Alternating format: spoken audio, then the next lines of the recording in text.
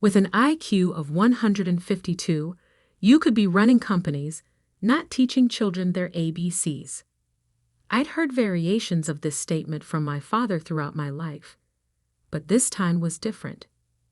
This time, Harrison Bennett wasn't just expressing disappointment in his daughter's career choice. He was cutting me off completely. I'm Alexandra Bennett, Alex to my friends, and at 28, I'd finally done the unthinkable. I'd accepted a position as a high school teacher instead of joining Bennett Technologies, my family's thriving tech company.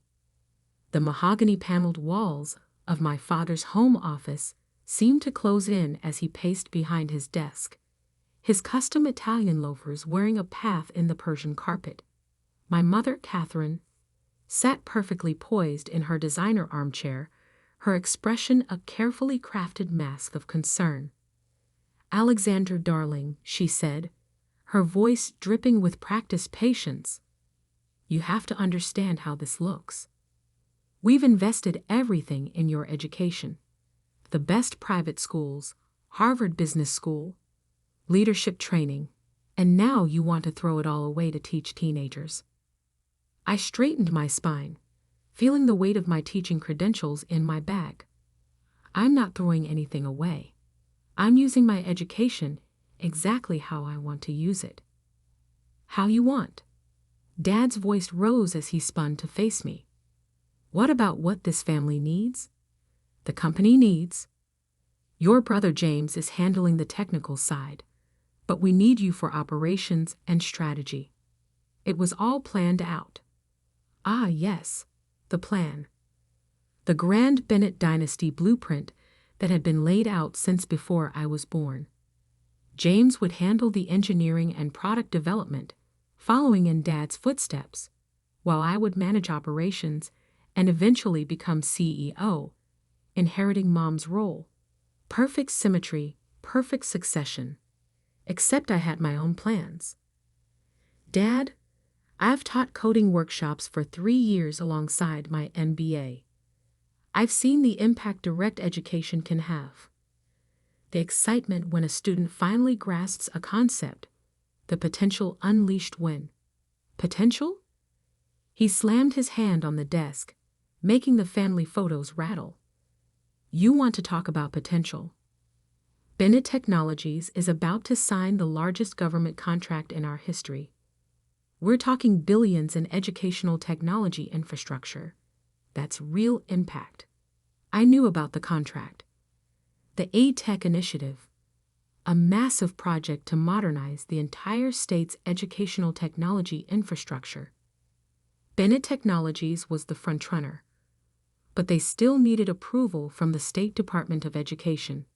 And who do you think evaluates and implements these education contracts? I asked quietly. Teachers, education professionals, people who understand both technology and classroom realities. "Don't get smart with me," Dad snapped.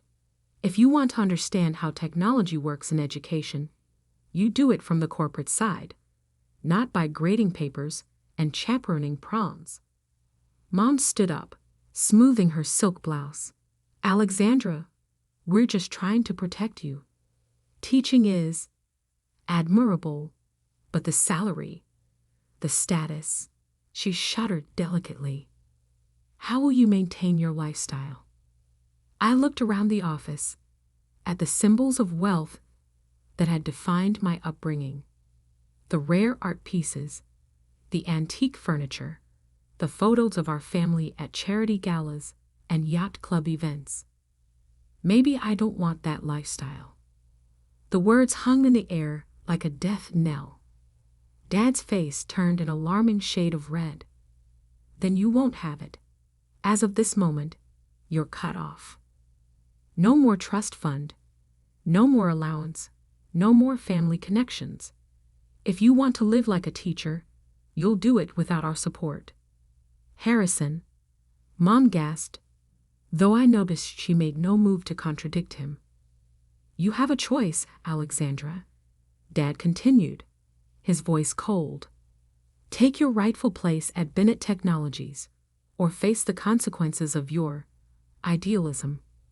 I stood up, surprising myself with how steady my legs felt. I've already made my choice. I start at Franklin High School next month. Then I suggest you start learning to live on a teacher's salary immediately. He turned his back to me. A clear dismissal. Madeline will show you out. Mom gave me one last pleading look but remained silent as I walked out of the office. The housekeeper, Madeline, was waiting in the hallway, my coat already in her hands. She'd worked for our family for 20 years, had practically raised me while my parents built their empire. "Miss Alexandra," she whispered, slipping something into my pocket as she helped me with my coat. "You'll always have friends here." Outside, the autumn air was crisp as I walked to my car, a modest Prius I'd bought myself, much to my parents' horror. Inside my pocket, I found a folded envelope containing $2,000 in cash and a note in Madeline's careful handwriting. "For emergencies. Proud of you." I drove home to my new apartment, also modest, also self-funded, fighting back tears. Not of sadness, but of determination. My parents thought teaching was beneath me, a waste of potential. They had no idea that I was about to have more influence over their precious contract than they could imagine. Because what my family didn't know was that I hadn't just accepted any teaching position. Through my work with coding workshops and educational outreach, I had caught the attention of some very important people in the state's education department. People who were looking for someone with both educational experience and a deep understanding of technology infrastructure. My position at Franklin High was only part of my new role. The other part, the part I couldn't tell my parents about due to confidentiality agreements, was as Special Advisory Chair to the State Education Technology Implementation Committee. In other words, I would be one of the key people evaluating and approving that billion-dollar contract my father was so excited about. But that would be a lesson for another day. Right now, I had curriculum planning to do and a classroom to prepare. After all, as any good teacher knows, the best revelations come after proper preparation. I pulled into my apartment complex, passing the gleaming high-rises where I used to live to reach my more humble building.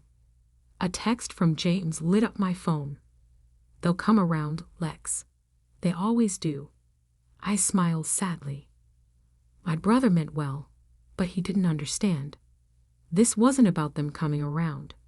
It was about standing my ground, about proving that success isn't measured by the size of your office or the number of zeros in your bank account. Sometimes the most important lessons are the ones that hurt the most to teach, and I was about to give my parents an education they'd never forget. The first month of teaching at Franklin High School taught me more about leadership than any Harvard Business School course ever did.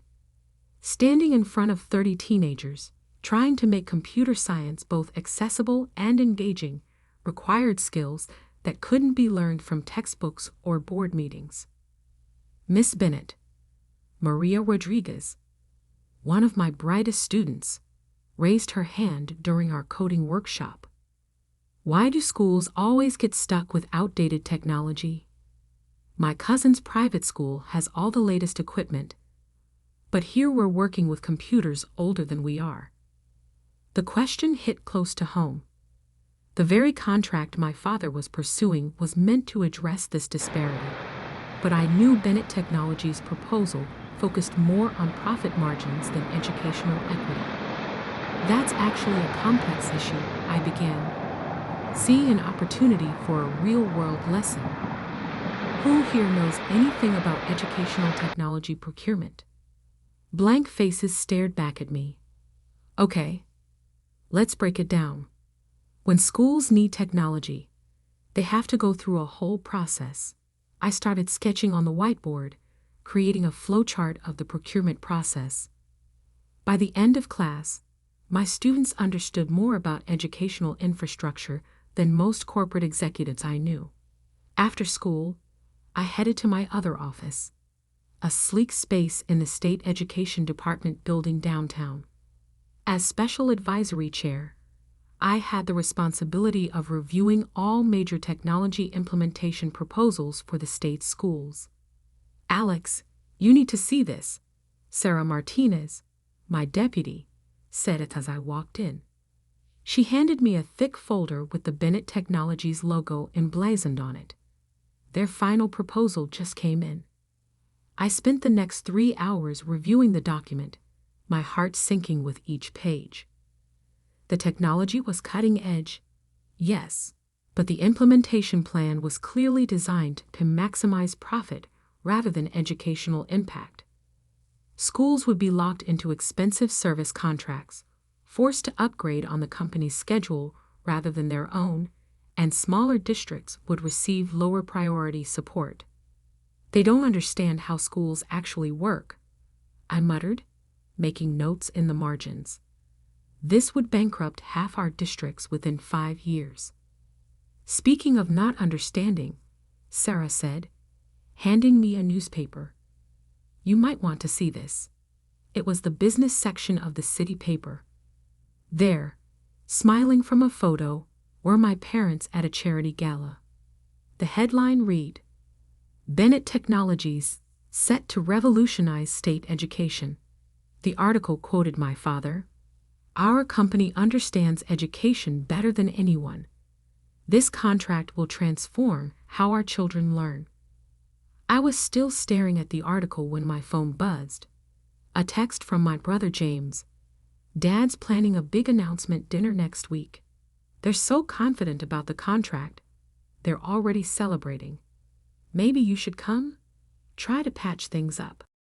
Before I could respond, another message came through, this one from the family group chat I was still part of, though no one had addressed me directly in weeks. "Mom's celebration dinner next Thursday at Le Cirque. Black tie. Harrison has a major announcement. Dad, time to show everyone what the Bennett family can achieve in education. Would be nice if ALL family members could demonstrate such commitment to educational excellence." The passive-aggressive dig wasn't subtle. I switched back to James's private message. "They're inviting the whole board, major shareholders, even the press. Dad's convinced the contract is a done deal. Says their inside sources at the education department confirmed it's just a formality at this point." I felt a chill. Inside sources? I knew there had been rumors of Bennett Technologies trying to influence department officials. This would need investigation. The next week was a blur of activity. By day, I taught my students, working with outdated equipment, but seeing their enthusiasm for learning shine through regardless. By night, I pored over contract proposals, meeting with other committee members, and building a case for what our schools really needed. I also did something I'd never done before. I started documenting every interaction, every email, every piece of evidence suggesting Bennett Technologies was trying to manipulate the contract process. If they were playing dirty, they needed to be exposed. 2 days before the celebration dinner, I received an official invitation. Not from my parents, but from Bennett Technologies' PR department. "You are cordially invited to celebrate Bennett Technologies' groundbreaking achievement in educational technology. As a professional educator, your presence would add valuable perspective to this historic moment." They didn't even realize who I was. To them, I was just another teacher to be used as a prop in their corporate theater. I RSVP'd yes. That same afternoon, I finished my final review of their proposal. The verdict was clear. While their technology was impressive, their implementation plan would be disastrous for our schools. The contract couldn't be approved as written. I also finished compiling my evidence of their attempted contract manipulation. The file was damning. Emails showing improper contact with department officials evidence of attempted bribes, documentation of false claims in their proposal.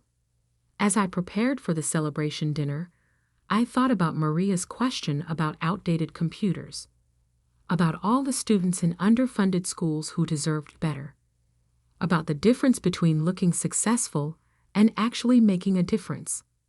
My parents thought they were about to teach me a lesson about success. Instead, they were about to learn one about integrity. I slipped my presentation materials and documentation into my bag, along with my Department of Education credentials. Tomorrow night, at their own celebration dinner, they would finally understand exactly what just a teacher could do. The stage was set for a lesson they'd never forget. And this time, I would be the one doing the teaching. Lee Sirk's private dining room sparkled with crystal and success. The city's business elite mingled over champagne, celebrating a victory not yet officially won. My father stood at the center of it all, holding court like a king in his empire. I arrived exactly on time, wearing a simple black dress that would have made my mother wince if she recognized me at all. For the first 20 minutes, I moved through the crowd unnoticed, just another teacher invited for show. Ladies and gentlemen, my father's voice boomed across the room. Thank you all for coming tonight. We're here to celebrate not just a contract, but a vision. Bennett Technologies is about to revolutionize education across our state. Applause rippled through the room. I watched my mother beam with pride, my brother James shift uncomfortably. He'd always been more honest than our parents. And the board members nod in self-satisfaction. In just a few days, Dad continued, we'll be signing the largest educational technology contract in state history. Our inside sources tell us it's a done deal. More applause.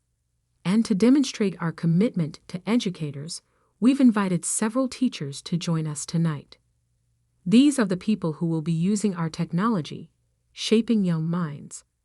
His voice trailed off as he finally spotted me in the crowd. The color drained from his face. Alexandra?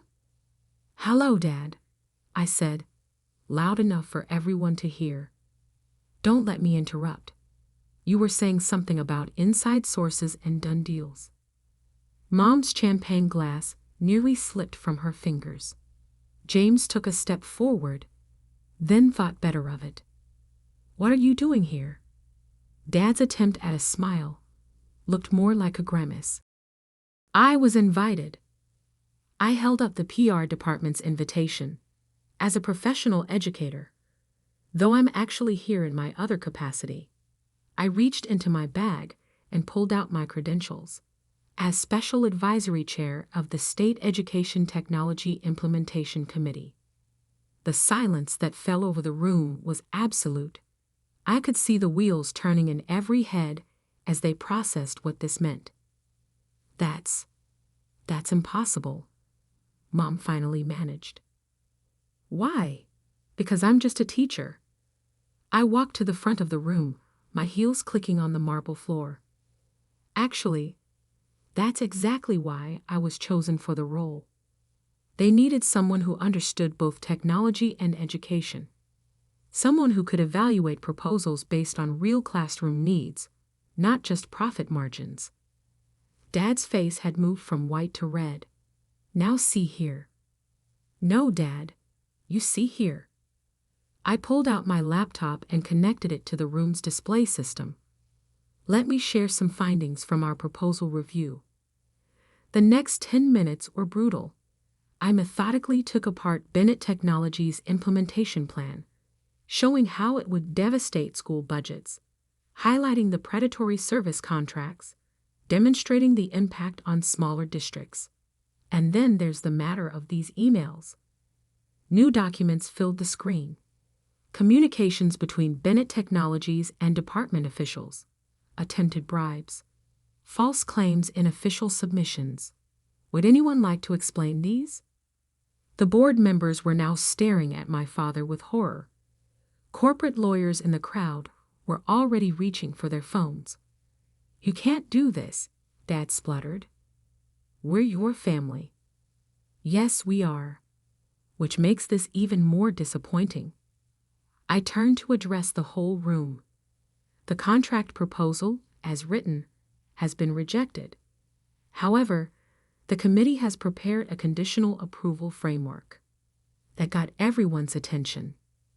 Bennett Technologies can resubmit a revised proposal that meets the following criteria: fair pricing structures for all districts, flexible implementation timelines, reduced service contract terms, and most importantly, a requirement that 30% of the contract value be reinvested in teacher training and support programs. That would cut our profit margins in half. Someone from the financial department protested. Yes, I agreed.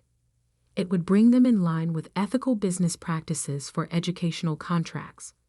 You have 48 hours to decide if you want to resubmit under these terms, or we move to the next qualified bidder. The room erupted in chaos. Board members huddled in corners. Lawyers whispered urgently to executives. And my parents just stared at me like they'd never seen me before. All this time, Mom said softly, "You were doing exactly what you taught me," I finished for her. "Making an impact on education, just not the way you planned." James approached, a hint of a smile on his face. "You know what this means. If we accept these terms, you'll be overseeing our company's largest contract." "No," I corrected him. "I'll be ensuring that students like Maria Rodriguez get the educational tools they deserve, regardless of which company provides them." The next few weeks were intense. Bennett Technologies ultimately accepted the committee's terms. They really didn't have a choice once their ethical violations came to light. The revised contract was actually better for everyone. Schools got fair terms, teachers got support, and the company maintained its market position, just with more reasonable profits. My parents? That took longer to resolve. Dad showed up at Franklin High 3 weeks after the dinner. I was teaching my coding class when he appeared in the doorway. "Miss Bennett," Maria called out, "isn't that your dad? The tech company guy?" "Yes," I said, watching him take in the classroom, the engaged students, the work we were doing with limited resources. "He's here to learn." "Alexandra," he said when class ended, I was wrong. About teaching, about you, about a lot of things." "I know," I replied. "That's why I had to teach you differently." We didn't hug it out. Things weren't that simple. But over time, something interesting happened. My father started showing up at school board meetings. My mother began advocating for educational causes. They didn't fully understand my choices, but they started respecting them. The trust fund remained cut off, but I didn't care. My teacher's salary, supplemented by my department role, was enough. I had something better than wealth. I had purpose. A year later, I received a letter from Maria Rodriguez. She'd been accepted to MIT on a full scholarship.